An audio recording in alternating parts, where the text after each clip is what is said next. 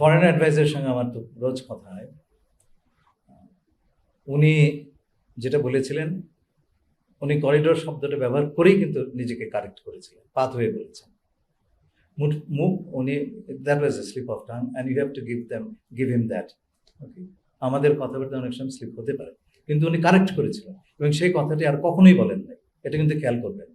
হ্যাঁ, 2 নম্বর কথা হচ্ছে যে নীতিগত সিদ্ধান্ত হচ্ছে আমরা বিবেচনা করব, এর বাইরে না। আমাদের সবকিছুই দেখতে হবে। আমাদের ভূখণ্ড ছাড়া অন্যভাবে যদি দেওয়া যায় তাহলে সেভাবে যাবে।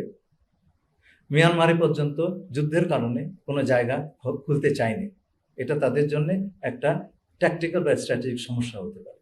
এখন তারা যদি খুলতে না চায়, আমরা তো জোর করে খোলাতে পারবো, তাই না? আমার তো স্বার্থ আছে।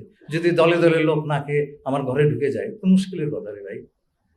তবুও আমরা বলছি যে আমাদের এইটা হবে আমাদের টার্মসে, আমাদের জাতীয় স্বার্থ রক্ষা করে। যদি আরাকান আর্মি, আবারও বলছে, আরাকান আর্মি যদি এথনিক ক্লিনজিং এর পলিসি তারা চালিয়ে যায়, আরাকান আর্মি যদি একটা অ্যাপারথাইড রাষ্ট্র সৃষ্টির প্রয়াস করে, আমরা যদি তার ইঙ্গিত দেখি, তাদের সঙ্গে আমাদের কোনো ব্যবসা বাণিজ্য নাই ভাই, হিসাব সিধা।